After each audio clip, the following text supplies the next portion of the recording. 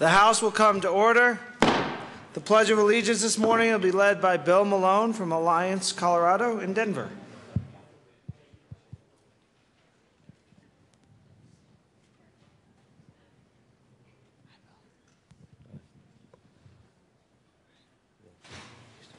I please join me for the. Oh, hold on. United States of America, and to the republic for which it stands, one nation under God, indivisible, with liberty and justice for all. Mr. Kohler, please take the roll. Thank you. Representatives Becker, Buck, Buckner, Conti, Coram, Court, Del Grosso, Dorr,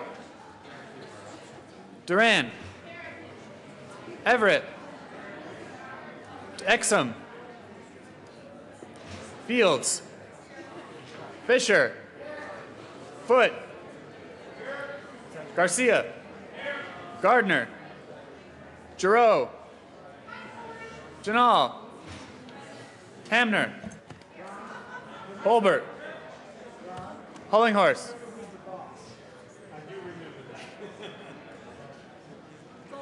Representative Hollinghorse. It's all good. Hollinghorse. Absent. Humphrey. Joshi. Kagan. Representative Kagan. Absent. Kraft-Tharp. Labuda. Representative Labuda.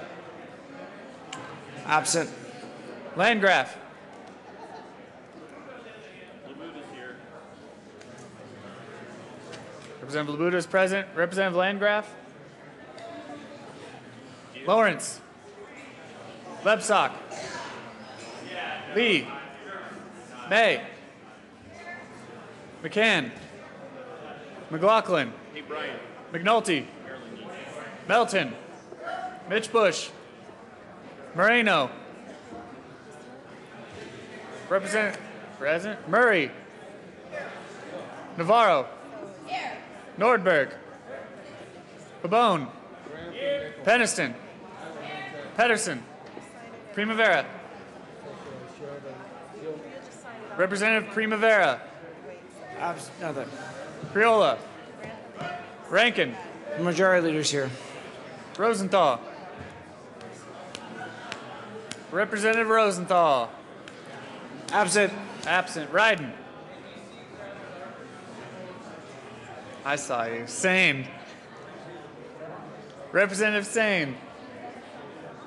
Absent. Oh, there she is. Oh. Salazar. Schaefer. Scott. Singer. Sonnenberg. Stevens. Swam. Zabo. Representative Zabo is in the back. Tyler. Vigil. Waller. Here. Williams. Representative Kagan is present. Wilson. Wright. Young.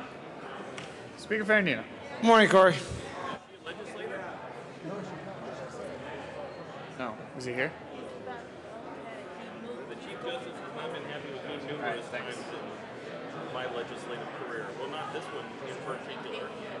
We got 65. Not this one, but Malarkey. Oh my God. I know.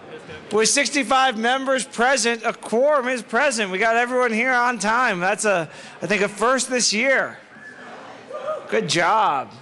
Okay, Representative Waller.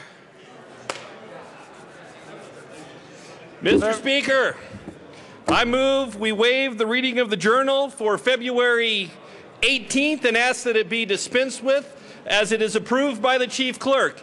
And members, knowing how difficult it has been to get your aye votes in the past, I brought some enticement for you today. I have a picture.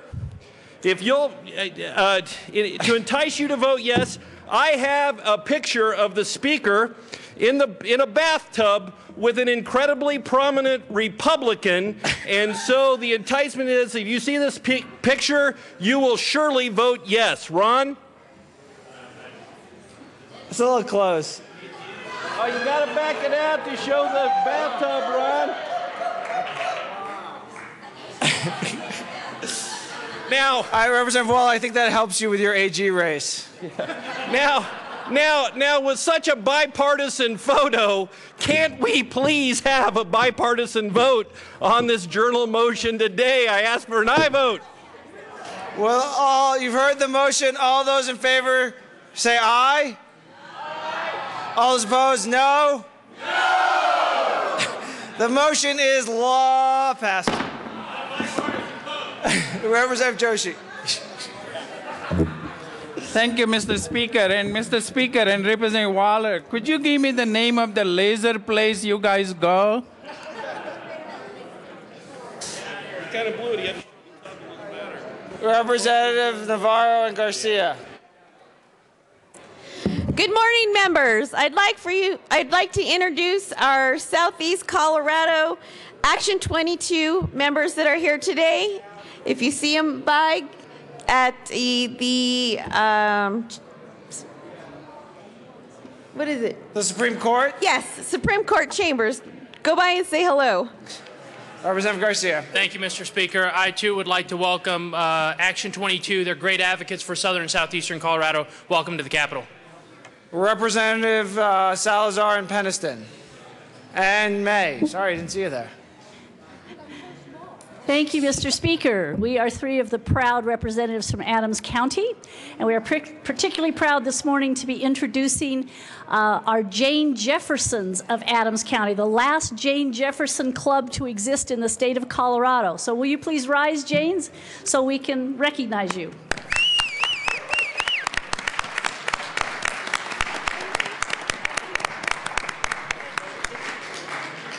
Representative Mitch Bush and Rankin. Thank you, Mr. Speaker. We would very much like to recognize Horizons, an organization that's been in existence for over 30 years, serving the developmentally disabled, first in Routt County and now in Routt and Moffat County. So I think Representative Rankin would like to say something, and then we'll do the recognition. Representative Rankin. I would like to join in, Mr. Speaker. Thank you for recognizing Horizons. We have, our two counties joined closely and work together on this project. So in this organization, we're honored to have them here today. Please say hello to the folks from Craig in the back. And please say hello to the folks from Routt County over here. Woohoo! Representative Corum.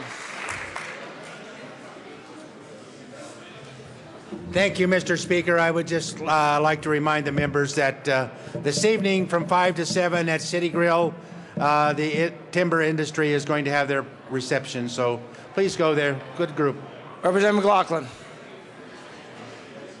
Thank you, Mr. Speaker. I'd like to introduce Jerry Smith from Pagosa Springs. Jerry, would you please stand up? Jerry is going to testify this afternoon in Transportation Energy Committee. He is a pioneer in the application of geothermal and is going to be one of the leaders. Colorado is way behind the rest of the West in geothermal. So I'd like to welcome Jerry to the chamber. Thank you. Representative McLaughlin, that'll be $3.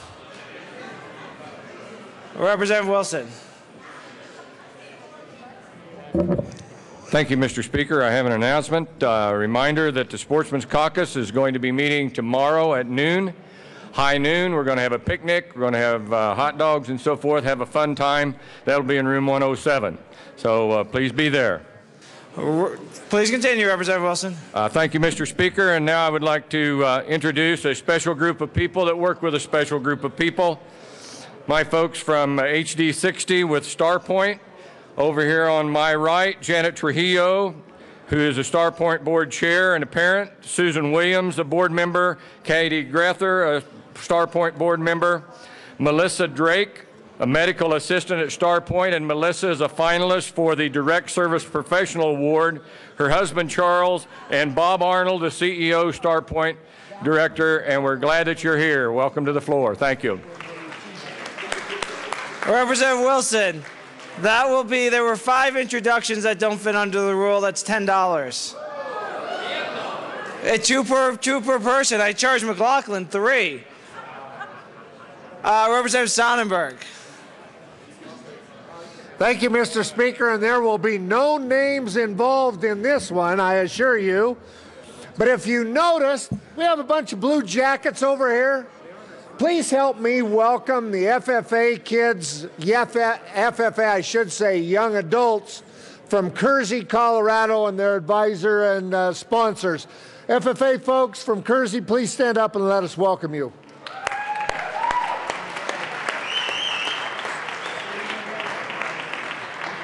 Representative Hamner. Thank you, Mr. Speaker.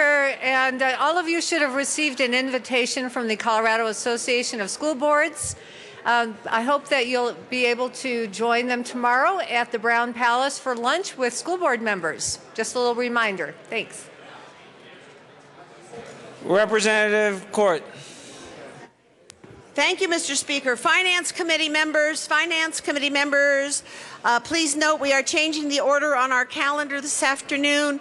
Representative Pabon 1094 will precede Representative Navarro 1097. So we're flip-flopping the last 2 on the calendar. Thank you. Representative Joshi. Thank you, Mr. Speaker. I'm requesting to be excused tomorrow afternoon. Representative Joshi be excused as requested. Representative McCann. Thank you, Mr. Speaker. And tomorrow is a busy day. Not only is the Claw Caucus meeting tomorrow, but tomorrow is also Human Trafficking Awareness Day. And there will be a breakfast at 7:30 in the Supreme Court chambers.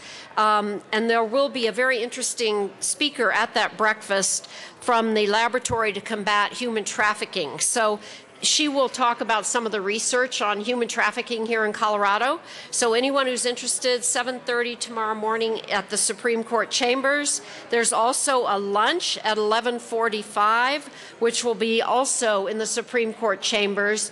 There will be a panel discussion at that lunch about human trafficking. There are some terrific speakers, including the sergeant from the Denver Police, who is very active in this area, as well as Janet Drake from the Attorney General's office, talking about the prosecutions that we do. And then there are also speakers on prevention and protection. So that's tomorrow at 11:45 in the Supreme Court chambers. Lunch will be provided for legislators. Thank you. Representative Fisher. Thank you, Mr. Speaker. Members, just one final reminder that today at noon in Senate Committee Room 356, the Colorado Foundation for Water Education has graciously invited us all to lunch for a seminar on working together for a water future. I hope you can all make it. It will be a good introduction for some of you who may not know about water, or a refresher and interesting information about ways to get your constituents involved in the water discussion and the development of the Colorado Water Plan. Thanks. Representative Young. Thank you, Mr. Speaker. Members, just want to draw your attention up to the gallery up this way. All my friends from Envision, who deliver great services to those with developmental disabilities, are here today. So please acknowledge them and tell them thank you for their fine work.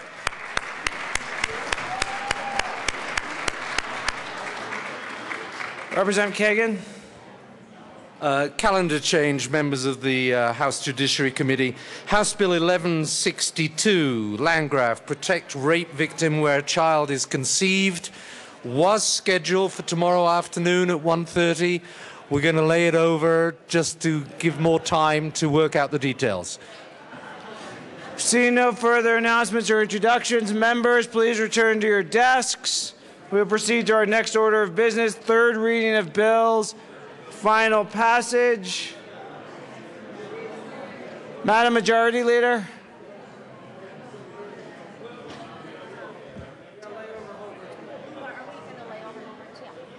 Madam Majority Leader. We'll do third reading first. So. Thank you, Mr. Speaker. I move to lay over House Bill 1055 until Monday, the 24th of February.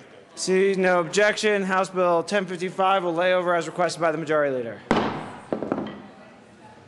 Mr. Cole, please read the high title of the House Bill 1177. House Bill 1177, Representative Swam, also Senator Talktrop, concerning requirements governing meetings of the boards of county commissioners of larger counties. Madam Majority Leader. Thank you, Mr. Speaker. I move for the adoption of House Bill 1177 on third reading and final passage.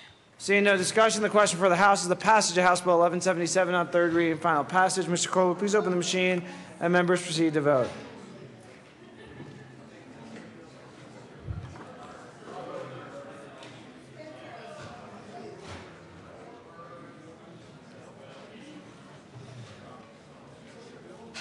Representatives Landgraf, Priola.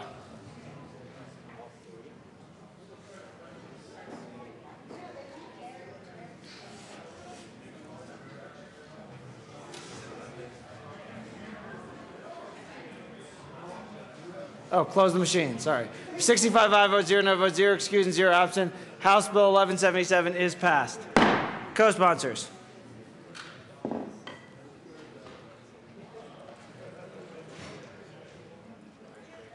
Close the machine. Mr. Crowley, please read the title of House Bill 1194. House Bill 1194, Representative Gerald Senator Lambert, concerning the recreation of the Legislative Digital Policy Advisory Committee. Madam Majority Leader. Thank you, Mr. Speaker. I move for the adoption of House Bill 1194 on third reading and final passage. Seeing no discussion, the question for the House is the passage of House Bill 1194 on third reading and final passage. Mr. Kohler, please open the machine and members proceed to vote.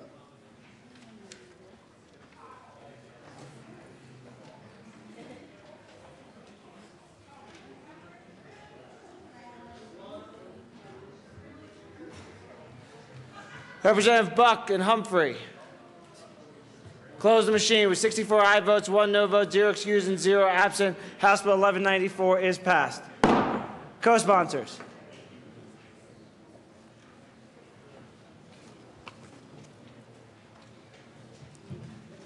Close the machine. Mr. Kohler, please read the title of the House Bill 1121. House Bill 1121, Representatives Kraft-Tharp and Gerald Senator John, concerning notice requirements of county highway contract bid solicitations in connection with increasing the threshold value of contract for which county must advertise in the newspaper in the county or post notice in the county courthouse from $5,000 to the amount of which a contract requires a contractor's bond. Really wasn't that impressive. I've seen, forget it, I'm not going to even. Madam Majority Leader. Thank you, Mr. Kohler, and thank you, Mr. Speaker. I move for the adoption of House Bill 1121 on third reading and final passage. Seeing no discussion, the question for the House is the passage of House Bill 1121 on third reading and final passage. Mr. Kohler, please open the machine and members proceed to vote.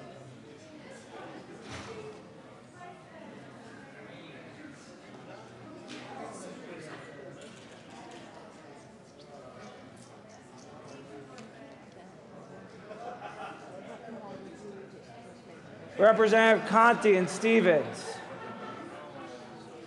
Close the machine with 42 aye votes, 23 no votes, with 40 aye votes, 25 no votes, 0 excused, and 0 absent. House Bill 1121 is passed. Co-sponsors.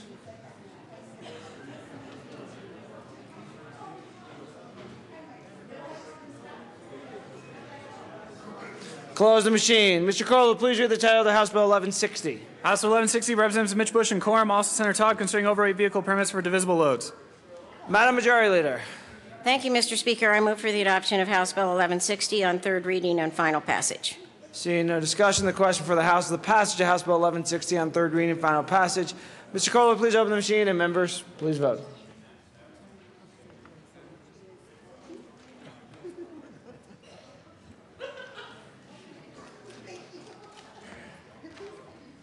Representatives Buck and McNulty.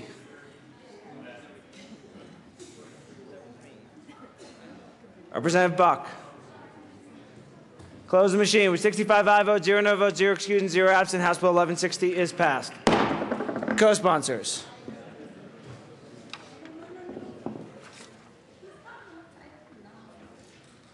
Close the machine. Mr. Kohler, please read the title of House Bill 1215. House Bill 1215, Representative Janal, Senator Talktrop, concerning the ability of the Federal Home Loan Bank to enforce its rights with regard to collateral subject to a security agreement. Madam Majority Leader. Thank you, Mr. Speaker. I move for the adoption of House Bill 1215 on third reading and final passage. Seeing no discussion, the question for the House is the passage of House Bill 1215 on third reading and final passage. Mr. Kohler, please open the machine, and members, please vote.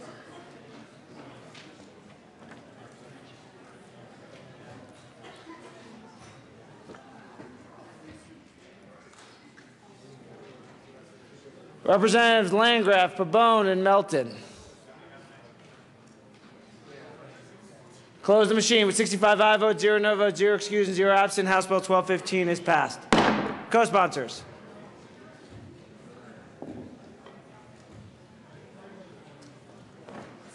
Close the machine. Mr. Kohler, please read the title of House Bill 1126. House Bill 1126, Representatives Williams and Buckner, also Senator Nicholson, concerning the requirement to include notification to a patient regarding the patient's breast tissue classification with the required mammography report. Madam Majority Leader. Thank you, Mr. Speaker. I move for the adoption of House Bill 1126 on third reading and final passage. Seeing no discussion, the question for the House is the passage of House Bill 1126 on third reading and final passage. Mr. Kohler, please open the machine, and members proceed to vote.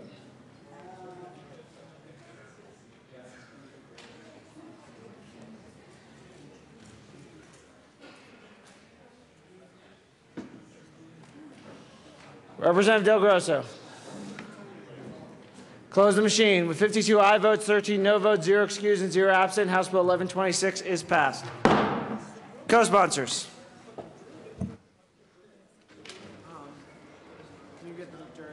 Dickie Lee.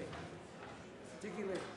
Yes, sir. We're going to read across. Do you want to read that? We'll do that one. We'll do that one first, and then we'll move that one. Close the machine. Message from the Senate. Mr. Speaker, the Senate has adopted. The remainder of the message from the Senate will be printed in the Journal. Introduction of resolutions. Senate Joint Resolution 14 by Senator Jones, also Representative Gardner, concerning Awareness Day for individuals with intellectual and developmental disabilities. Madam Majority Leader. Thank you, Mr. Speaker. I move to suspend the rules for immediate consideration of SJR 14. Seeing no objection, the House will suspend the rules for immediate consideration of SJR 14.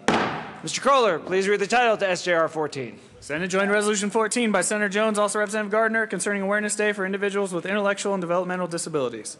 Representative Gardner.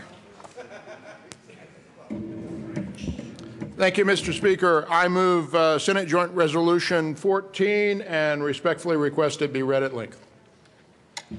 Whereas, in 1963, a Colorado statute authorized the provision of services and supports for Colorado citizens with intellectual and developmental disabilities through local, citizen-controlled and citizen-established community-centered boards and program-approved service agencies, offering an alternative to state-operated regional facilities.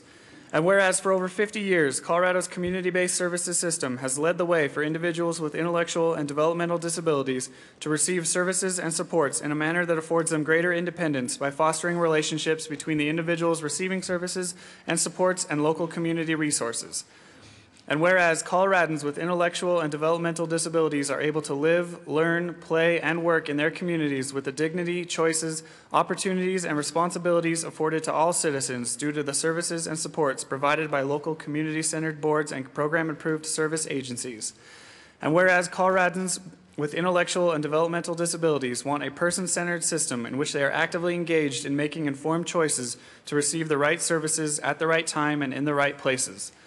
And whereas Colorado's community system for people with intellectual and developmental disabilities has a long and proud history of enabling people to move from large institutional services to smaller, community-based integrated services, offering alternatives in the types of services and supports they receive. And whereas Colorado's community system for people with intellectual and developmental disabilities assists individuals in obtaining meaningful employment in a variety of settings, allowing them to work within their communities. And whereas direct support professionals assist individuals with intellectual and developmental disabilities to lead self-directed and empowered lives and should receive adequate wages, benefits, and training. And whereas people with intellectual and developmental disabilities should have access to comprehensible information and usable communication technologies to promote self-determination and meaningful engagement with all aspects of life. And whereas today, more than 13,000 Coloradans with intellectual and developmental disabilities receive high-quality services and supports in every county across the state through community-centered boards and program-approved service agencies. And whereas there is a significant demand across Colorado for services and supports for individuals with intellectual and developmental disabilities, and waiting lists for services are growing. Now, therefore, be it resolved by the Senate of the 69th General Assembly of the State of Colorado, the House of Representatives concurring herein, that we, the members of the Colorado General Assembly, proclaim February 19, 2014 to be Awareness Day for individuals with intellectual and developmental disabilities in the state of Colorado. Be it further resolved that copies of this joint resolution be sent to community-centered boards and organizations that provide services and supports to adults and children with intellectual and developmental disabilities and their families throughout Colorado. Representative Gardner. Thank you, Mr. Speaker, and members, please take your seats.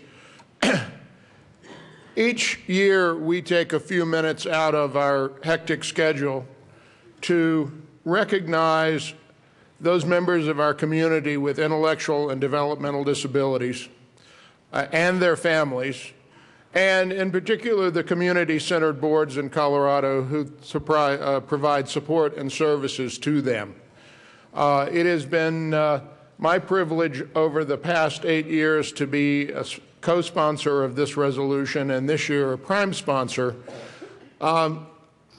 And I want to be brief because there are others here who want to share their thoughts and some stories about people they know with intellectual and developmental disabilities and those families. But I want to talk to each of you about the importance of this work and about the opportunity for you as a legislator to make a difference, to get to know the people in this community, and to really, on a daily basis, learn about their stories and the tremendous courage that they have and that they share with each of us and through their families as well.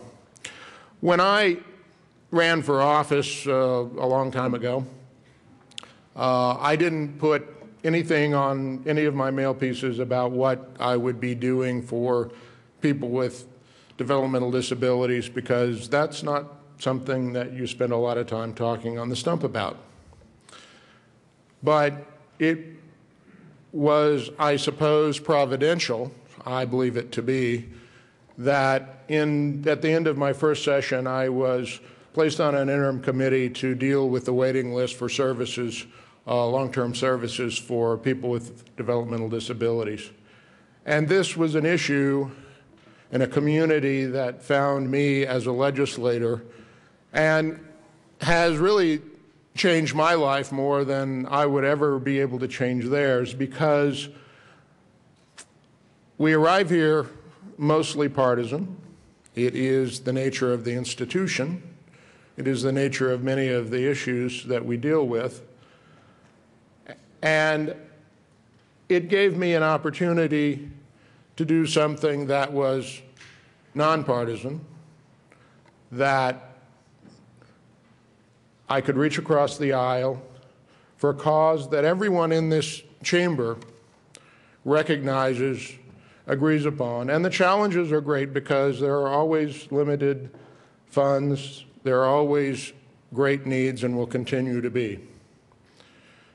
So I want to challenge each and every one of you to work on these issues. And there are plenty of reasons for a dispute. I don't want to tell you that that isn't the case. The community itself will tell you that how they provide services and how best to provide services and all of those things, there is a lot of discussion around those. And when I say dispute, I don't mean rancor. I just mean a lot of public policy discussion about what best to do. And it will call on your best skills and your highest goals and aspirations to work for a community that it is humbling for you to see their challenges.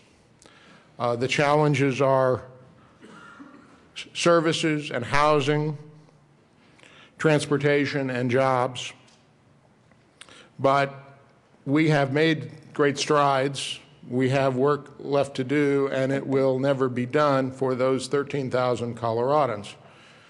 We have chosen in Colorado since 1963 to have a very unique model of delivering these supports and services, and I think it is unique to our state, and it is something that is of our state, that our community-centered boards, Starpoint in Fremont County, and Chafee and so on, and my own, the Resource Exchange in El Paso, Teller, and Park, are local organizations with community boards. We do a bottom-up kind of service model, not a top-down kind of service model. So I know my colleagues will share stories about people in this community, but I want to challenge each of you that this has been for me an issue with meaning, an opportunity to make a difference. It has changed my life much more than I think I could ever hope to change theirs. And so while it's not about me, I want you to know that it deeply has affected me in a very positive way, that you as legislators, if you work in this area, can walk out of here at the end of your term and say, that was something that, with all of my colleagues, I was able to make a difference in the lives of our citizens. Thank you. Representative Swan.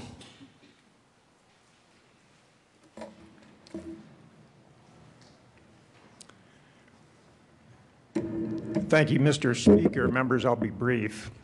First, I want to thank Representative Gardner for becoming such a diligent advocate for this cause over his 8 years here. He and I came in the same class. We're going out in the same class, and it's been an honor to serve with you.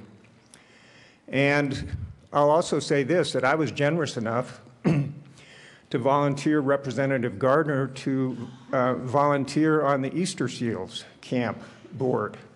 And he was gracious enough to accept the invitation, I believe. Is that correct, Representative?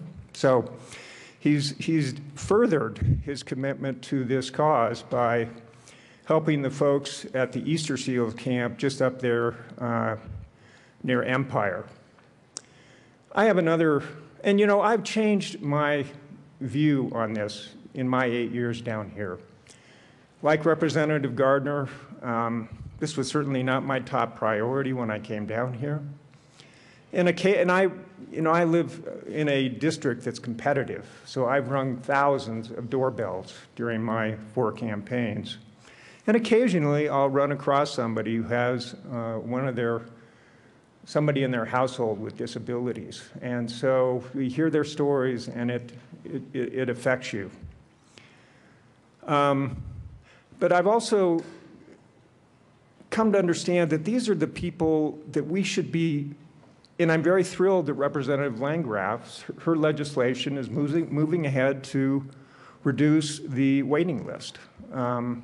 That's crucial. And these are the folks that really can't help themselves in many cases. I mean, we want them to be, to the extent possible, independent and help themselves, but in many cases, they can't. I've been to one of these group homes.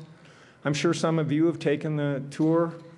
I saw one guy that was curled up on a couch, and that was pretty much all he could do.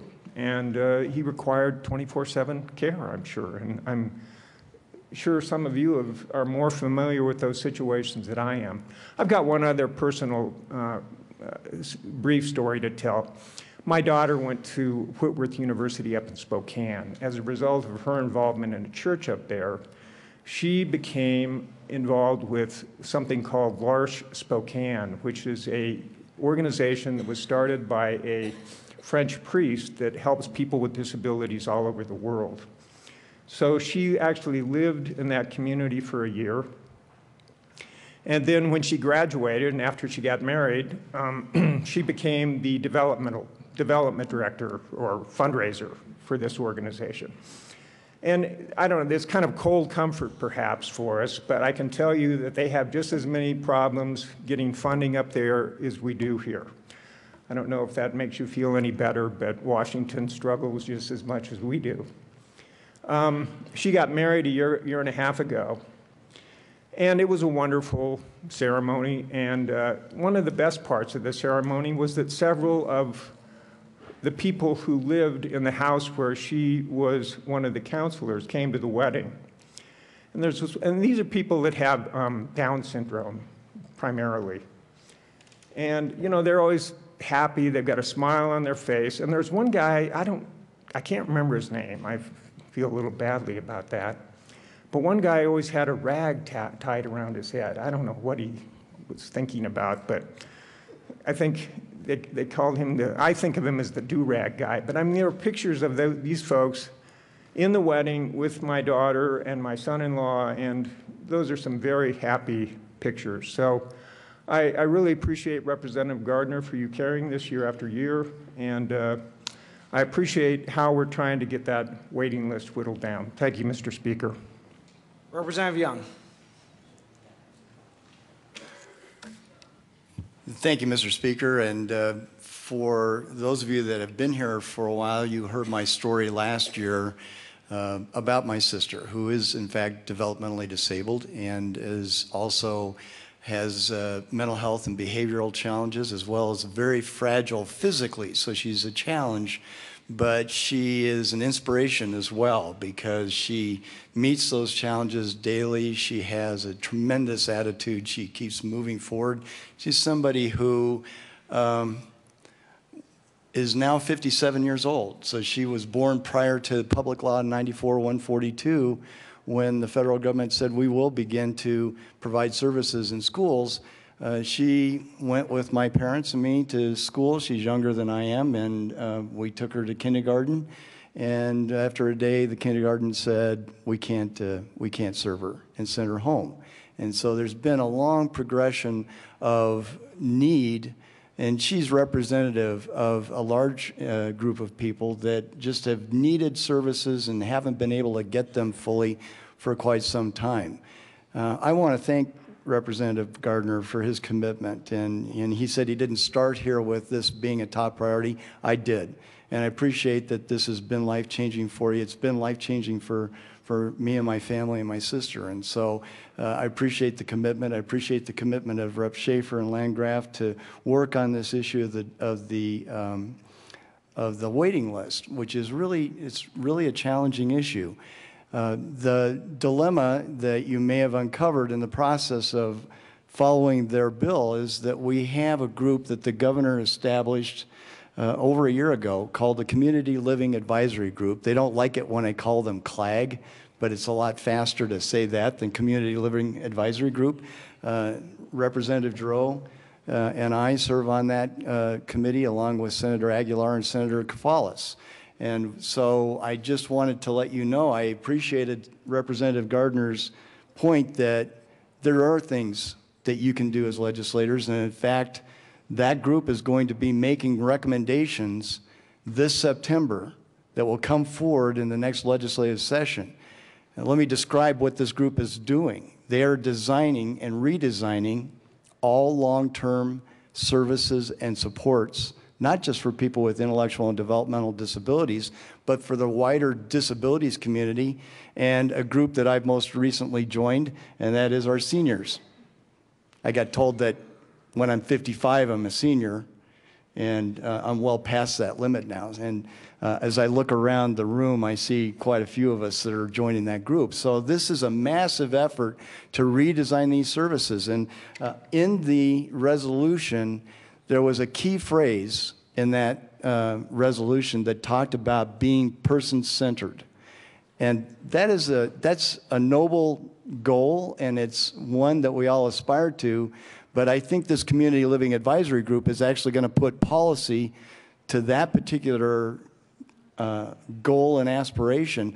I know my group Envision are involved in a whole retraining process so that people really understand what it means to be person-centered and how to really ensure that the person gets the services that they need, that we're not making assumptions about what they need, that we actually deliver for what they truly need. And it's my belief that we probably have the resources already if we just listen more carefully and we're responsive to our constituents, and these are our constituents. We really work to give them the services that they need. I think we can successfully work through this. But legislators, be aware a big push is coming, and you all will play a big role in this next legislative session. So Representative Gardner, once again, thank you so much for your work on this and dedication to it over the many years. I appreciate your support on it. And I urge all of us to vote yes on this resolution. Representative Landgraf.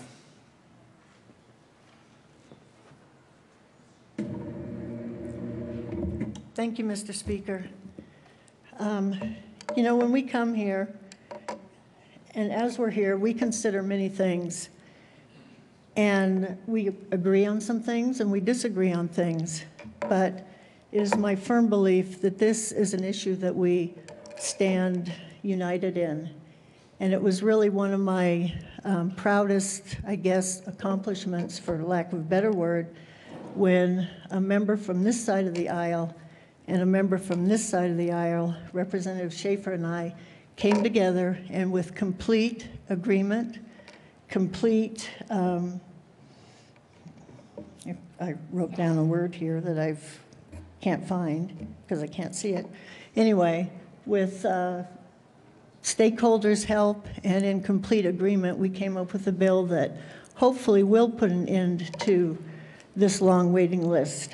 When you live with a son with a brain injury, it's not the same as somebody with IDD, but the problems are the same, and you really come to realize the lack of services that are available for our most vulnerable citizens. And it was really a pleasure to try to do something, a little bit, that would help those people so that they can lead the lives that they deserve, that they're capable of. And that's, to me, that's the most important thing we can do in this body. I appreciate Representative Gardner for running this, and I'm not going to ask for a yes vote because I know you're all going to vote yes on this. Thank you. Representative Mitch Bush. Thank you, Mr. Speaker. I rise in strong support of this resolution, and I really want to thank Representative Gardner for his work over many years and his true dedication to the developmentally disabled community. I'd also like to thank the sponsors of the waiting list bill, Representative Schaefer and Representative Landgraf, and also Representative Giroux for all her work and dedication to these issues. In my hometown, Steamboat Springs, Horizons has been around for over 30 years. And much of what we see in this resolution, I've seen every day for a very long time. Horizons genuinely is person-centric. Horizons and many of the other community-based organizations are, as Representative Gardner talked about, fairly unique to Colorado. It's a Colorado solution based in our communities, based on caring, based on compassion, based on the things that people in our communities know and can do for other people in our communities. In Steamboat Springs, the developmentally disabled have long been integrated into our community. Anyone who shops at City Market or Safeway in Steamboat Springs is served by members of our developmentally disabled community. Horizons has gotten many of our members jobs, and it's very, very important to those individuals to have that kind of meaningful work that both for them is meaningful, but also integrates them into the community so that everyone in the community gets to know them as people, not as a them, but as us, as one of us, as part of our community. And so on this day, when we recognize the Awareness Day for Developmentally Disabled, let's not forget the rest of the year, the rest of the session, and again, let's not forget there is a waiting list. And although our community-based organizations provide great things for our developmentally disabled community, there is that waiting list. And as Representative Landgraf so wonderfully said, we don't really have to ask for support because we know it will be there. Representative Schaefer. Thank you, Mr. Speaker. Members and Representative Gardner, I do want to thank you for SJR 14. Members, I want to thank you for your support of House Bill 1051. I have a friend from college that had a Down syndrome little boy at the same time that I gave birth to a little girl. And I lived through a very difficult period of 25 years of seeing this little boy not get the services that he needs. But now the good news is that he is employed at a grocery store. So we've made a lot of progress over the last 20 years. This bill, as Representative Landgraf mentioned, represents the best in public policy, I believe, when we can come together in a bipartisan manner, lay our differences aside, and do what's right for this vulnerable population. I want to thank all the people in the building today and that will be at the banquet at noon for their collaboration. When we started about 6 months ago on this bill, people came with their arms crossed and were not really focused on the big picture on what we could agree on. Instead of what we all disagreed on, we had over 30 stakeholders. And I'm just proud of all of the organizations that serve persons with intellectual and developmental disabilities that came together and said, this is what we can do. We will provide the right service for the right people at the right time.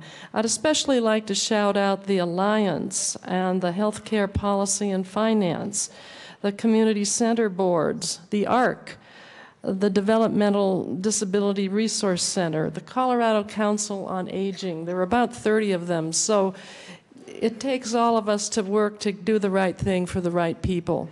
And thank you, Representative Gardner. Representative Giroux.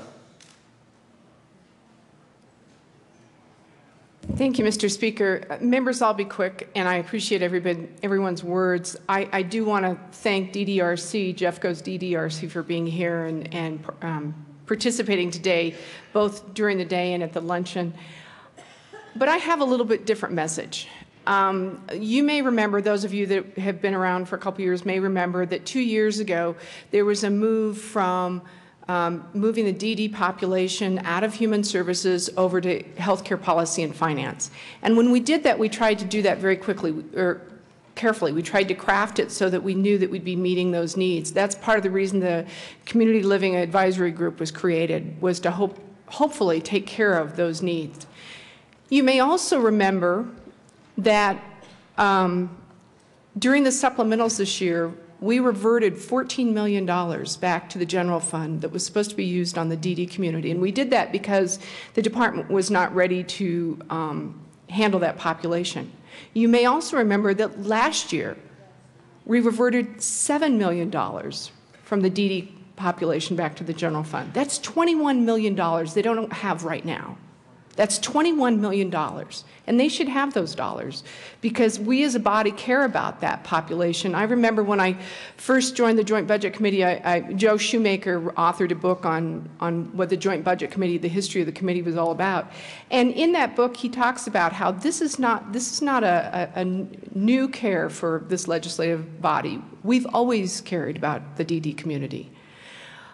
I would ask you to continue to, if you sit on healthcare policy and finance, on that oversight committee, you need to dog this one because they need to get it together. We need to have the CLAG report come back, and we need to be funding this community as we should be. Thank you, Representative Gardner. Representative Janal. Thank you, Mr. Speaker, and thank you, Representative Gardner, for bringing SJR 14 to the House and sponsoring this. My previous partner had a son, his name's Justin, who I helped and watched grow from a small boy to who is now a 23-year-old man. And Justin is developmentally disabled. I watched him grow and learn many important skills, and although limited, I accompanied him to weekly dances and other programs that were both life skills and educational programs, as well as athletic programs. And he waited some time for some of these programs, to get into some of these programs. But I've experienced also host homes, both for young people with developmental disabilities as well as older citizens. And I know many people who are engaged in doing that as well and devote their lives to the developmentally disabled folks, share their lives with them. And so it's through Justin and my partner that I'll always have a voice for the developmentally disabled community and the various organizations that support the developmentally disabled. And I want to thank you again for bringing forth this resolution. Representative Wilson. Thank you, Mr. Speaker. I too rise in support of this resolution. Many of you may recall last year I shared a story of Lisa, a Down syndrome child who always greeted me with a hug and, "I love you, Jim Wilson." And at that time I was a college kid that was hauling hay to pay my way through college, and so I'm sure that she thought she was probably hugging a tree trunk because I wasn't a hugger at that time. I just kind of stood there and let her hug me. But she did teach me how special that folks with intellectual and developmental abilities really are. Now that I'm older and I realize how special the people are that work with these young people and these men and women. And I certainly recognize that they're a special part of our communities, and again, I thank those who work with these special folks. Thank you for all you do with our communities and helping us to more fully appreciate the words, "I love you." So thank you, Representative Gardner, for everything that you do. Representative Kraft-Hart. Thank you, Mr. Speaker. Thank you, Representative Gardner, for bringing this resolution. Also, Representative Wilson, your story last year about Lisa is one that I continue to remember and hold dear, and I appreciate you sharing that with us again today. So today is the time that we can stop for a moment. We can thank the heroes in our community, those people who work in the intellectual and developmental disabilities community. I want to say a special, because they're coming from my community, thank you to Jeffco DDRC, Art Hoagling, who very sadly has decided to retire this year, I know, but is passing on the torch, and to the Alliance. So thank you all for all the hard work that you do. Representative May. Thank you, members. I rarely come down here to speak on resolutions because it's just not my thing. But I'm rising in strong support of this, and I'd like to piggyback on what Representative Giroux said about the commitment from the body to put money into this area, and how the community and the department wasn't quite up to speed in which to handle that. And I'm hoping that you'll have a little patience for the community to build the resources that they need for this population. One of the things about my history that you may not know is, I spent 26 years working with families, children around a variety of different issues, whether they had substance abuse, mental health issues, or had developmental disabilities. So it's a passion of mine. And with that, one of the things when I was with the department was to work on the waivers. We've been talking for years about the right service at the right time for the person. And we are so close to getting there. And I appreciate the work of Representative Gardner and Representative Giroux and Representative Schaefer, et cetera, and Representative Young around pushing the departments to go forward with this. It's a big change what we're talking about when you take the 13 waivers that we currently have now, where the service isn't lined up for what your need is. And so you're taking resources and applying it where it's not needed and not having it where you do need it. And it's not anyone's fault, it's just how we ended up. And what we need to do is focus on the future of where we need to be. And I hope when these issues come in front of us or on the waivers that we focus on the person and the service that they need. And included in that, which you're going to see, because the JBC just recently approved going forth on a bill, is also working on the regional centers and the ICFMRs, because it's all part of the same continuum. Colorado really needs to focus on having the lowest level of service for that client that needs it when they're younger, to the highest level of service when they need that, when something changes in their life that they need a structured setting. Not one size will fit all. And I hope that with us as a body that we go forward and work on these tough issues, because they're tough, they're emotional. It's people's homes that we're talking about and what service they've had and what they haven't had. And I agree with Representative Young that there's enough money in the system if we just change how we do business. And so I look forward to working on these in the future. I don't think this is a Democratic issue, a Republican issue. It's really just a nonpartisan issue that if we come together as a body, we can make Colorado the best for people that need these services. Thank you. Representative Buck. Thank you very much, Mr. Speaker, and I rise in support of SJR 014 and appreciate all the sponsors behind this bill. I encourage all my colleagues to do all that they can in the community. There's a lot of opportunities to work with the I'm not going to say it, the DD individuals, and I think you could all agree with me, the ones that have participated, is to, if you know a DD person, is to love a DD person. They pull your heartstrings like nobody else, and I will do all that I can to help that community, and I ask my colleagues to join me. Thank you. Representative Kagan. Thank you, Mr. Speaker, and I want to take this opportunity to thank Representative Gardner and all the others that have done so much, not only in this chamber but throughout the community, to provide service to those with intellectual and developmental disabilities. But I wanted to come down here especially also to thank those members of the community who do have intellectual and developmental disabilities themselves, for all they do for us. I've noticed that I've known a lot of people with intellectual and developmental disabilities, and I've also known a few people who are blind. And what happens when somebody is blind is, though they can't see, they get extraordinarily acute hearing. Their hearing improves, and they become great musicians in many cases. And when somebody has an intellectual and developmental disability, I've found that they develop a huge heart that is huger than the rest of us have. And to be among you, those of you in the DD community, with your huge hearts, is a tremendous privilege. And we're privileged to know you, we're privileged to have you, and we're grateful to you for all you bring to our community. So thank you. Representative Murray. Thank you, Mr. Speaker. When I was raising my daughters, I tried to convince them that happiness comes in life when you just notice the little things in life and when you're aware of the little things, because if you're always expecting big things in your life, you'll be disappointed.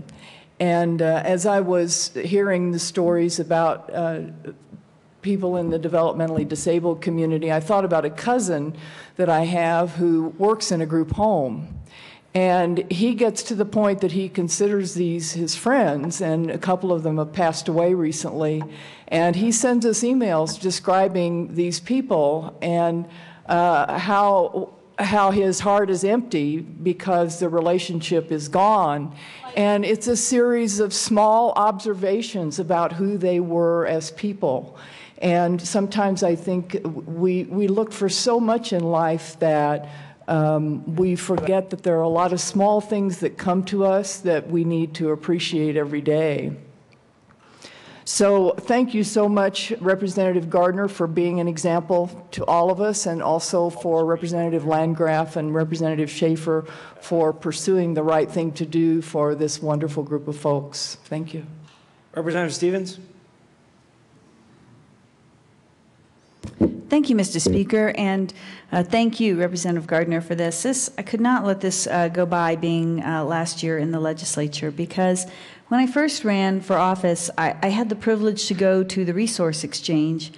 David Irvin at the time, I think, had just come on board. Many of you may know him, and it was in Colorado Springs, and I had the chance to not only to tour the Resource Exchange, but then speak with the parents who I have to say, and really I think today for me, it's really about the families of people with developmentally disabled children who work and labor and fight and advocate every day for them. I talked to a mother who had 2 disabled children, and very severely. And when I asked her about her days, just the idea that even the resource exchange could give her a break, could just let her have some time to recoup and gather and refocus, to me was amazing. You and I take those moments perhaps so for granted, and it was so interesting to hear this mother say, it's a lifeline to me. She said, I just couldn't do a thing if I didn't have a few moments. And so even as we look at this waiting list, and when we talk to a lot of families whose adult children are getting older, and they too are getting older, we have to make it a priority. We just do. We had a bill yesterday in committee, we were talking about disabled and how we get this waiting list and how can we get more people just to the front, really, for services, to the front of the line for services, which it should be. And again, I want to thank the Resource Exchange for making me aware, for educating me these years as these issues grow and change and about their families. Is probably one of the best parts of being, to me, having been a legislator, is the idea that you just get a small bird's eye view into the lives of many people. And to me, that is a huge thing. And I'm very supportive of SJR 14, but thanks, Rep. Gardner. You've just been a champion, and I hope that as we see Rep. Landgraf and Rep. Schaefer continue to champion this, and Ms. Bush and Rep. Young, that they will be the people that will shorten these waiting lists for us. Thank you. Is there any further discussion? Representative Gardner. Yes, thank you, Mr. Speaker. And just to conclude, I want to say thank you, colleagues, for your affirmation, but I would be remiss if I didn't say that really this resolution is not mine. It belongs to the people with intellectual and developmental disabilities, the service providers, the community center boards, the ARCs.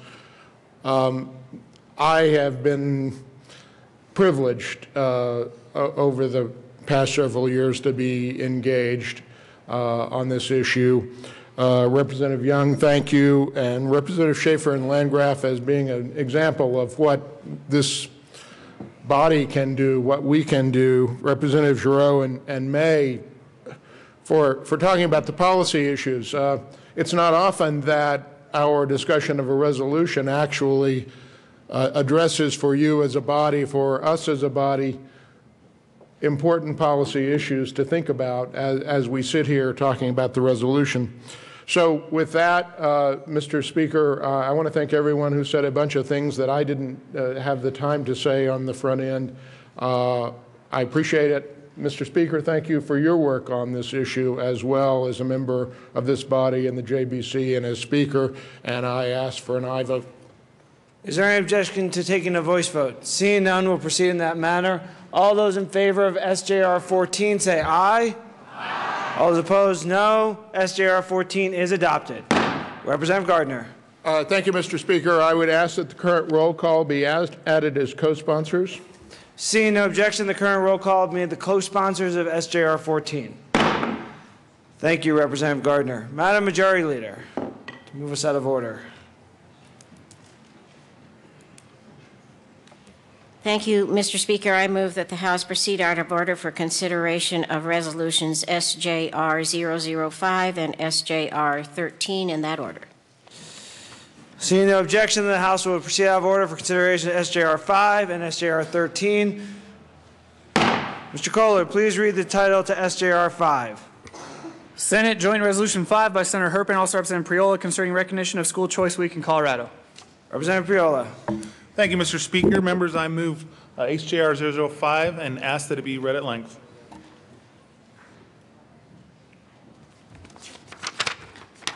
Whereas All children in Colorado should have the opportunity to attend the highest quality schools available. And whereas citizens across Colorado agree that improving the quality of education in this state and expanding access to great schools should be an issue of great importance to state leaders. And whereas Colorado has a multitude of high-quality public schools, public charter schools, home-based schools, and private schools. And whereas the vital need for education reform is one that transcends ideology and political party affiliation. And whereas research in Colorado and across the nation conclusively demonstrates that providing children with multiple schooling options improves academic performance. And whereas numerous organizations in Colorado work to improve the lives of students and advocate for a variety of educational opportunities for families, including charter schools, open enrollment in public schools, home-based schools, private schools, and online schools. Now therefore be it resolved by the Senate of the 69th General Assembly of the State of Colorado, the House of Representatives concurring herein, that we recognize the importance of providing Colorado's families with access to quality education and the ability to choose the school that is best suited to their children's needs. And that we recognize the week of January 26th through February 1st, 2014 to be School Choice Week in the state of Colorado. Be it further resolved that copies of this joint resolution be sent to Governor John Hickenlooper, Lieutenant Governor Joseph Garcia, and the members of the Colorado State Board of Education. Representative Priola. Thank you, Mr. Speaker. Members, I put some information on your desk the other day concerning National School Choice Week. The reason for the week is to build awareness and shine a light on the positive effects of options for children in the state. Raises awareness for the options available to all families, from traditional public schools to public charter schools, magnet schools, private schools, online academies, and homeschooling as well. In the past month, Colorado has had 165 events that took place during School Choice Week. Governor John Hickenlooper also, as mayor, acknowledged in a bipartisan manner School Choice Week. Interesting school choice facts. Right now, there are just under 200 charter schools in the state of Colorado. Colorado is the home of the charter school movement that started many decades ago. Charter schools across the United States are funded at 61% of school district counterparts. ACE Scholarships is a Colorado organization that provides tuition assistance to low-income parents graduating their students at a rate of 91%. Douglas County has initiated a choice scholarship program, being the first locally created voucher program in the nation.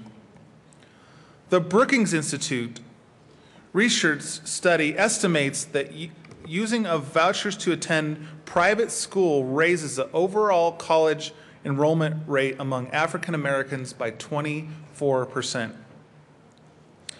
Speaking of private school, I'd like to also highlight some facts concerning Catholic schools here in the state of Colorado.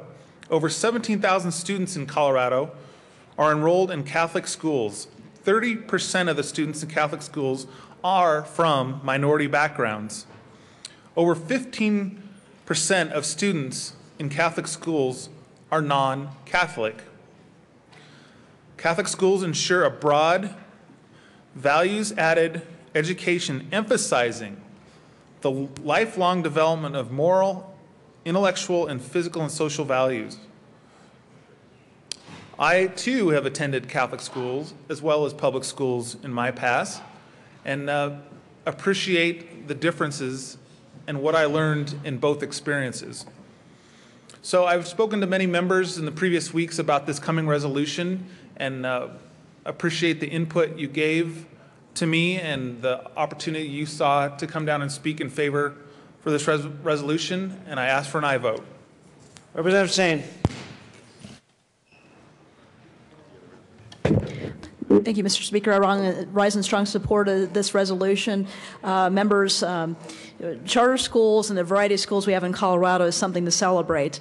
In this last resolution, we were talking about the DD community. Well, we also have DD students, and not every model fits every child, and a lot of these DD students also attend online schools as well. That gives parents an additional choice.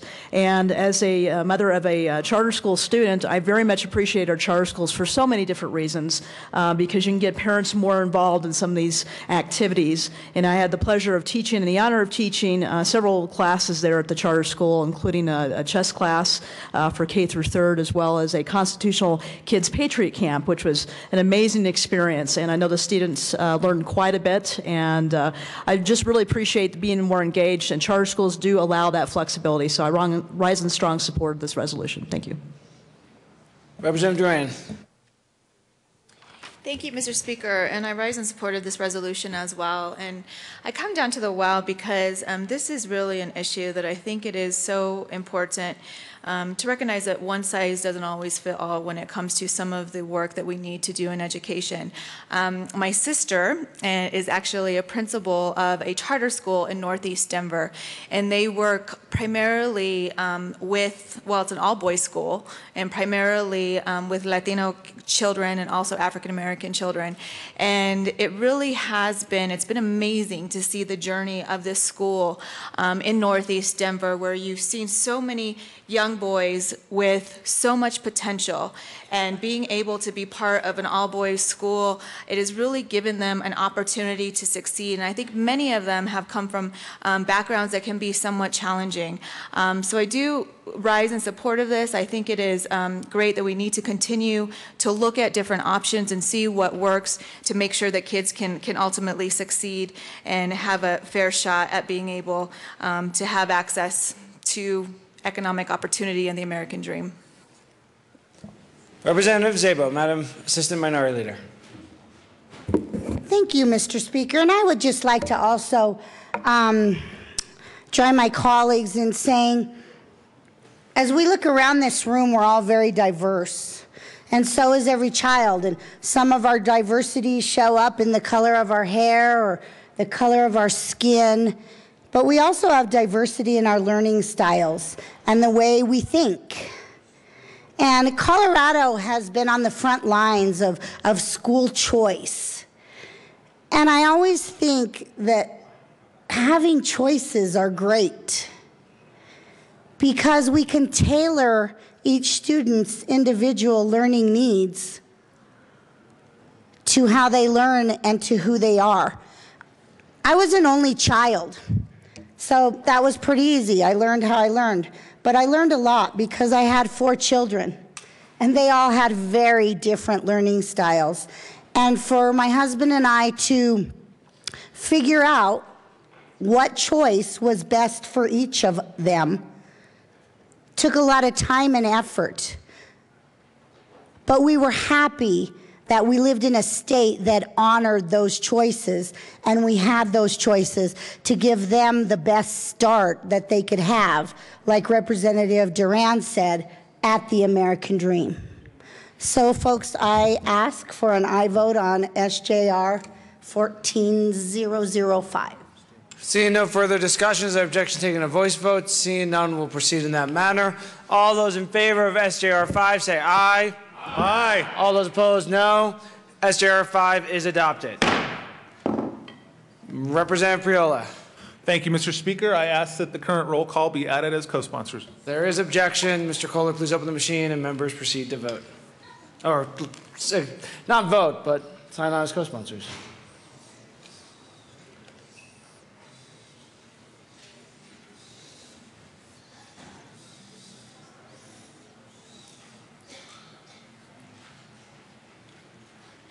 Close the machine. Thank you. Mr. Kohler, please read the title to House Senate Joint Resolution 13. SJR 13 by Senator Cadman and Carroll, also Representatives Del Grosso and Ferrandino, concerning support for Denver's bid to host the 2016 Republican National Convention. Representative Del Grosso.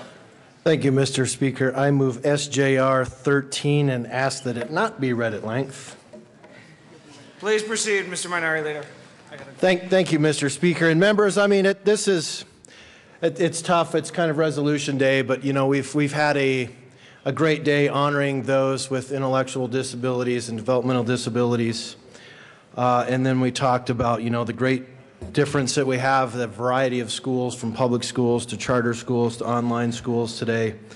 And then so kind of bat and clean up with this one. So it kind of fails in comparison to what we're kind of doing today. But since this is on the docket, I guess we'll do this today. And then, you know, members, this shouldn't be a partisan issue at all.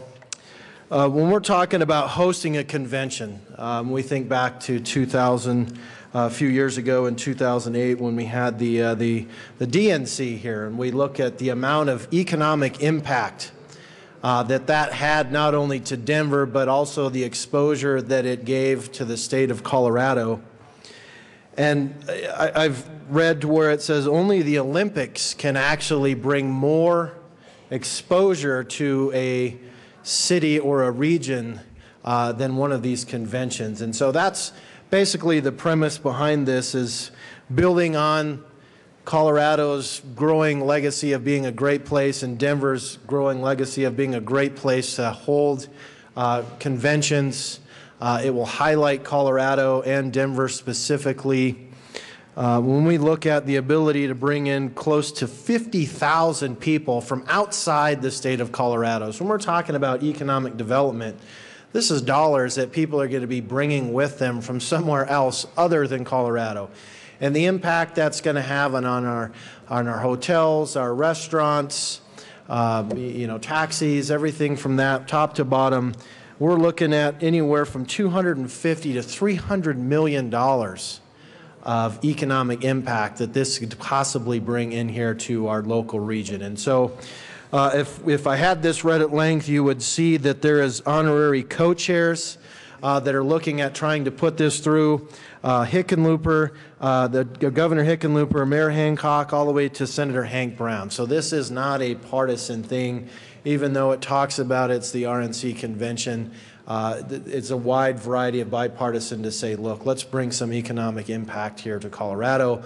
Let's highlight Colorado and highlight Denver, and let's bring this here to our local community. So I urge an aye vote on sending this resolution. We are in direct competition with a couple of other cities, example Las Vegas. We're trying to highlight Denver and say, look, this is just one more thing to kind of put a little more jewel in the crown, if you will say that, I guess, to say, please bring that here. Look at us at Denver compared to somewhere else. Look at what all we have to offer. We've already shown that we can handle a convention of this size. And again, I urge an aye vote on SJR 13. Mr. Speaker. Thank you, Madam Speaker Pro Tem, and I rise in support of this resolution. I'm a co-prime sponsor of the resolution.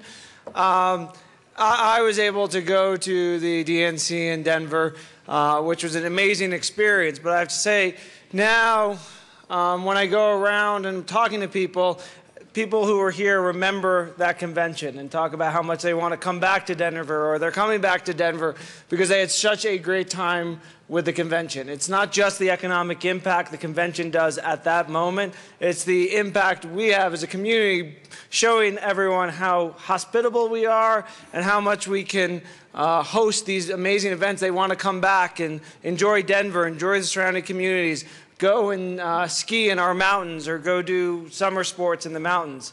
So it is a great opportunity for us to bring more dollars and more people in. We'll take Republican money, we'll take Democratic money. As long as the money's green, we're happy to take it. This is a great opportunity, and I will say, you know, it was amazing for Denver to nominate, and I was there when we nominated Barack Obama as the Democratic nominee for president, and then ultimately seeing him become president of the United States, two-term president. It's going to be amazing to be in Denver when we nominate the Republican nominee in 2016 and see him lose to whoever the Democratic nominee is in 2016. But we're happy to host the convention and at least party with the nominee before they ultimately go to defeat in 2016. So please vote yes on this resolution. Madam Majority Leader. Thank you, Madam Speaker Pro Tem, and I want to thank the Minority Leader and the Speaker for bringing this resolution. I stand in support of it. Not only is it important to have the Republican National Convention here for economic reasons, I think it's very important to the process. I went to a national convention probably as a delegate before some of you were born. But it was a wonderful experience. It was in the Big Apple, and the highlight for me of that national convention was the keynote speech by the late Barbara Jordan, bless her soul, a wonderful congresswoman from Texas. And you can probably guess then, those of you who know history, that we nominated Jimmy Carter in 1976 for president, and he went on to be president. One of the things I noticed about the Democratic National Convention that we had here is that it affords those of us, the folks who lived in Colorado who were good, active Democrats, much more opportunity to participate in that process. And I hope it's the same for the Republicans. I believe we had in our delegation one of the most diverse and youngest delegations to the National Convention from here. It takes a lot of resources to attend these national conventions, and it gave our young people and others a real opportunity to participate in that. I hope you have the same experience. It's a wonderful process to have it here, and good luck with your bid. Mr. Assistant Majority Leader. Are we forming a new committee pro bono for whichever Republican nominee there is? Well, Mr. Speaker, you may have taken the punchline out of my remarks here. But for those of you who served with me about 3 years ago, I had the opportunity to be nominated for chair of Democrats for Romney. It was a very unfortunate and unsuccessful endeavor after we found out that Mr. Romney lost the caucus in Colorado, and I immediately resigned my role because it was clear that I was out of touch with the Republican Party. And I think this gives us an opportunity, this resolution and trying to get the RNC, maybe give me more opportunity to become closer in touch with my Republican colleagues and find out more about their ideas and views. And I just want to say that I've already started working on this, reaching out to leaders all across the country. And Ron, if you'll display my latest efforts, that's Reince Priebus, the chair of the Republican National Committee, and myself, trying to figure out a way to bring the RNC to Colorado. So I fully support this and rise and hope you will too. Thank you. Any further? Representative Labuda. Thank you, Mr. Speaker. I support this bid too, and one of the reasons is I know that we can handle it. One thing that happened when the Democratic National Convention came here is that the law enforcement folks in our state put together a type of security that everybody admired so much. I know that we can do it, and I salute all of our law enforcement people who put up great security before, who can do so again. Thank you. Representative Ryden. Thank you, Mr. Speaker, and on behalf of Aurora, the great city of Aurora, we all certainly look forward to having so many new visitors and guests coming to stay in our wonderful facilities, which did happen during the Democratic National Convention as well. And the doors of Aurora are open and welcome to all the Republicans to come and enjoy their convention. And as you all know, Aurora is the city where it's happening. Representative Corum. Thank you, Mr. Speaker, and I want to thank you and Representative Del Grosso for bringing this bill. As you know, I have many friends across the Democratic aisle, and I have talked to some of them from around the nation. They were here for the convention nominating Barack Obama, and frankly, they're ready to come back as Republicans. Thank you. Very nice, Representative Corum. Is there any further discussion? Seeing none, is there any objection taking a voice vote? Seeing none, we will proceed in that manner. All those in favor of SJR 13 say aye. Aye. All those opposed, no. SJR 13 is adopted. Mr. Kohler, please open the machine for co-sponsors.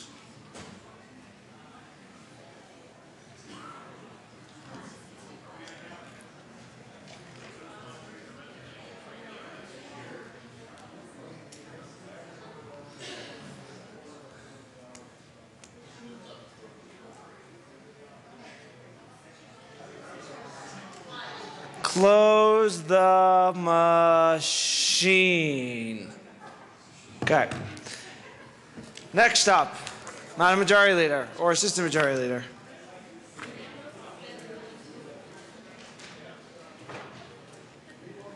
Thank you, Mr. Speaker. I move that the House proceed out of order for consideration of General Orders, second reading of bills.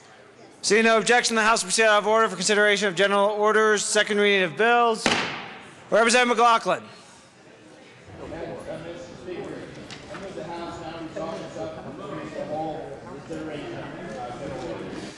Here, seeing no objection, the House will resolve itself in the committee whole for consideration of general orders. Representative McLaughlin will take the chair.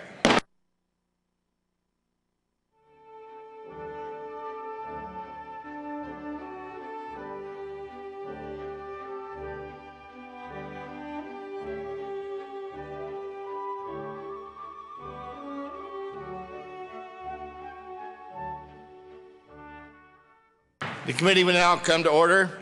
With your unanimous consent, the bills will be read by title unless there is a request for reading a bill at length. Committee amendments will not be read unless requested, as they are printed and in your bill folders. Floor amendments will be shown on the screen and not read unless requested. Bills will be laid over upon motion of the Majority Leader. The coat rule is relaxed. Madam Majority Leader. Thank you, Mr. Chair. I move to lay over House Bill 1142, House Bill 1163, House Bill 1114 to the end of the calendar. Are there any objections? Seeing none, the designated bills will be laid over as requested by the Majority Leader. Yes. Mr. Kohler, will you read the title to House Bill 1172, please? House Bill 1172, by Representative Lawrence, all Senator Stedman, concerning exempting certain public safety departments from certain statutory requirements related to the impact of criminal conviction on state employment opportunities. I need longer titles. Yeah.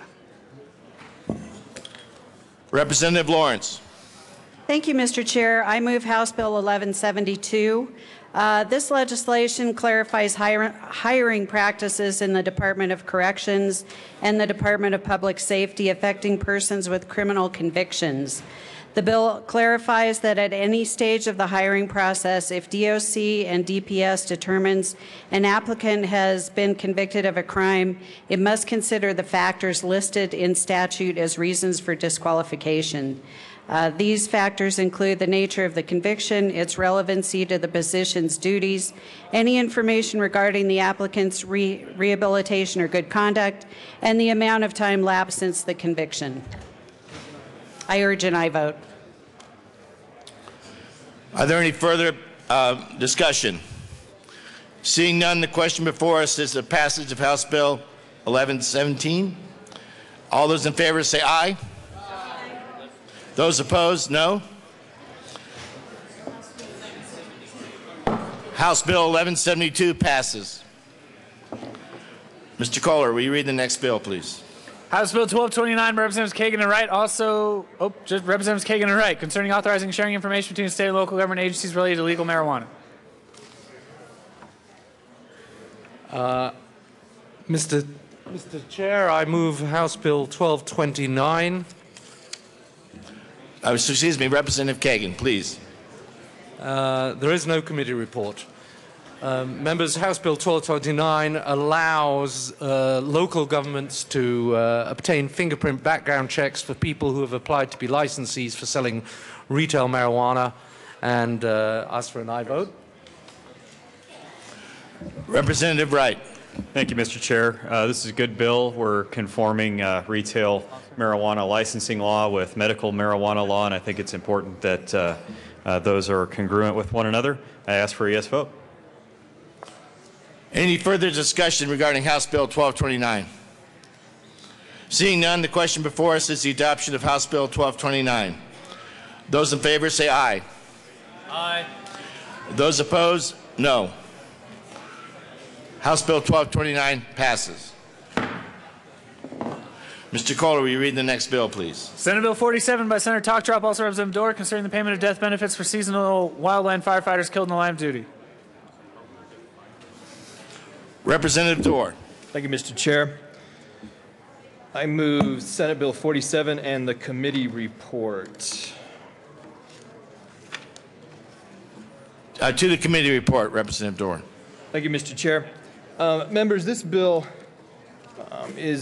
first it comes from the Interim Committee on Wildland Fires, and it is a sad reaction that we have to do or prepare for as a state. It's something we hope we never have to spend money on, and that is providing a benefit, a death benefit, to a seasonal firefighter if they die in the line of duty. And a seasonal firefighter, as defined in the bill, is someone who is hired for that specific fire season, that wildland fire season. It usually happens sometime around mid-March and will last sometime to around October or November. And they're individuals that, while they're there for that specific time, don't necessarily get all the benefits of the full-time firefighting crew would get. And so this would give them, frankly, a small amount of money if they, God forbid, die in a fire or related situation, $10,000 for a death benefit.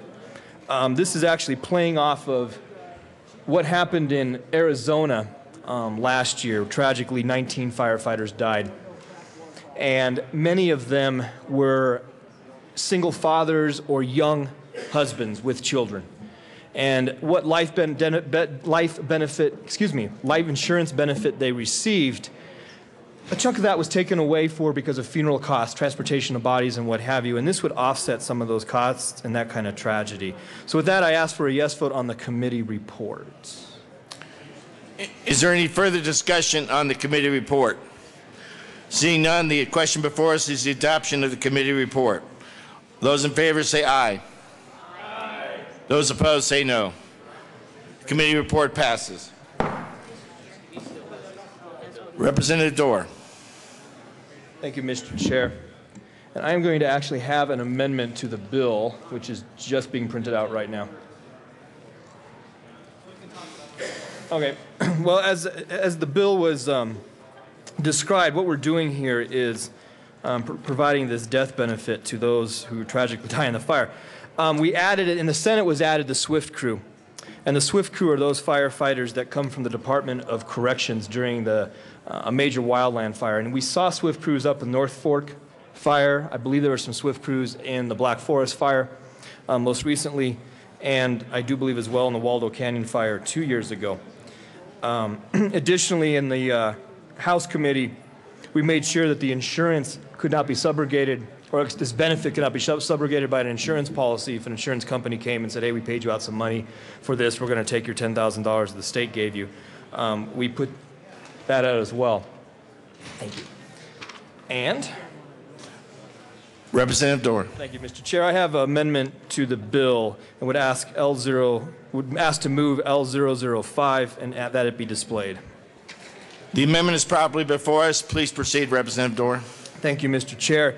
This amendment simply just defines the SWIFT crews. As I mentioned, the SWIFT crew comes from the Colorado correctional industry.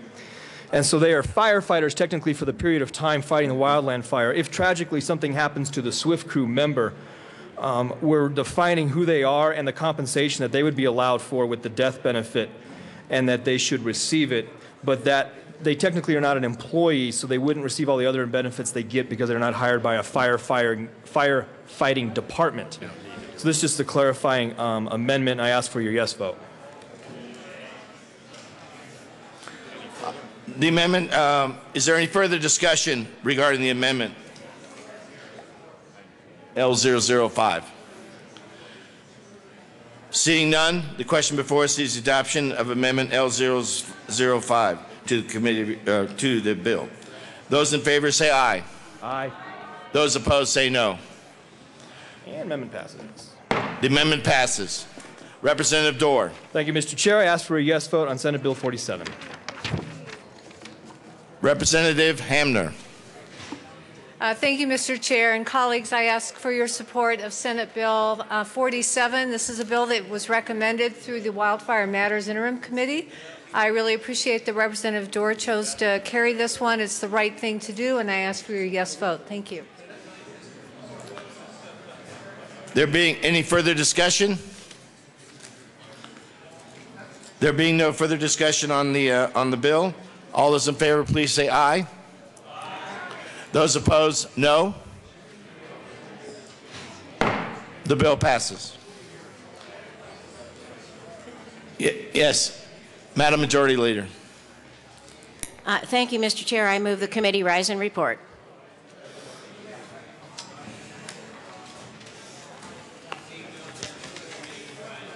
Yes, the committee will rise and report.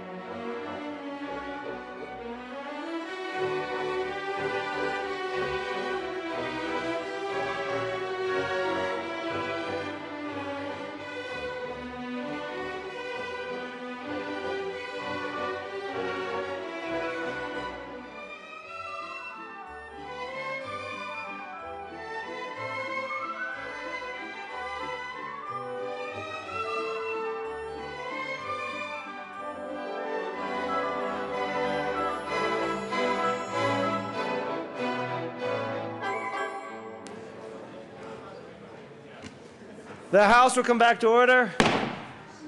Mr. Kohler, please read the report of the Committee of the Whole. Mr. Speaker, Committee of the Whole begs leave to report as in consideration of following attached bills being second reading thereof makes following recommendations thereon. House Bills 1172, 1229 passed on second reading or order and gross placed on the counter for third and final passage.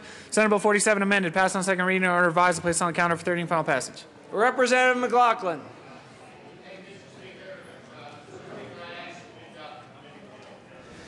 We've heard the motion. Seeing there is no discussion. The question before the House is the adoption of the report of the Committee of the Whole. Mr. Kohler, please open the machine and members proceed to vote.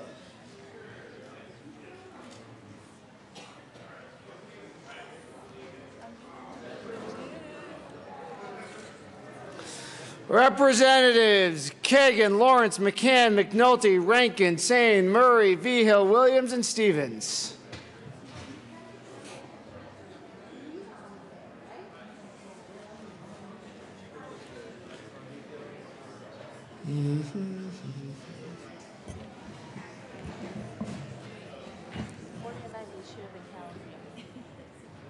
Representatives Kagan, Rankin, Williams, and Stevens.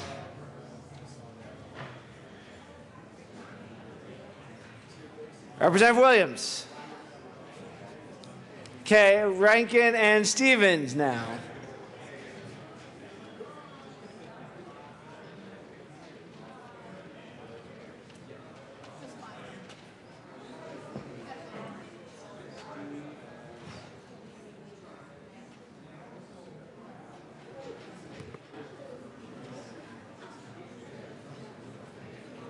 Representative Rankin and Stevens.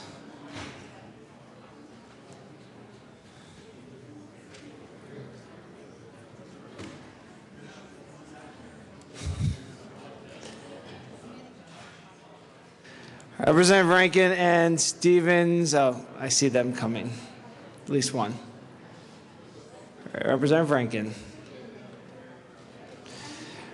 Representative Stevens is excused and fined $5. Close the machine. With 64 aye votes, 0 no votes, 1 excused, and 0 absent, the report of the Committee of the Whole is adopted. Announcements and introductions. Representative Ryden. Thank you, Mr. Speaker. Members of the State Veterans and Military Affairs Committee, we will be meeting in just a few minutes over in LSBA. We will be taking up House Bill 1200, House Bill 1140, and House Bill 1265. See you soon. Representative Singer.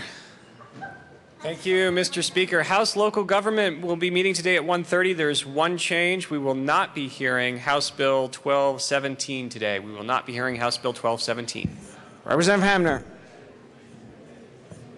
Thank you, Mr. Speaker, and members of the Education Committee. In case you hadn't noticed, on today's calendar, we have no bills, so we have no meeting. Thank you. You will be missed. Representative Fisher. Thank you, Mr. Speaker. Members of the House Agriculture, Livestock, and Natural Resources Committee, I'll pound the gavel at 5 after 11 down in House Committee Room 107, so be on time, please. Thank you. Representative Duran. Thank you, Mr. Speaker. We're going to try and get some work done today upon adjournment, so let's go ahead and meet over at the JBC for members of the Joint Budget Committee. Any other announcements or introductions? Seeing none, Madam Majority Leader. Thank you, Mr. Speaker. I move to lay over the balance of the calendar until tomorrow. Seeing no objection, the balance of the calendar will be laid over until tomorrow. Madam Majority Leader. Thank you, Mr. Speaker. I move that the House stand in recess until 1 p.m. this afternoon, at which point we will adjourn until 9 a.m. tomorrow morning. Seeing no objection, the House will stand in recess till 1 p.m. today. Have fun in committees.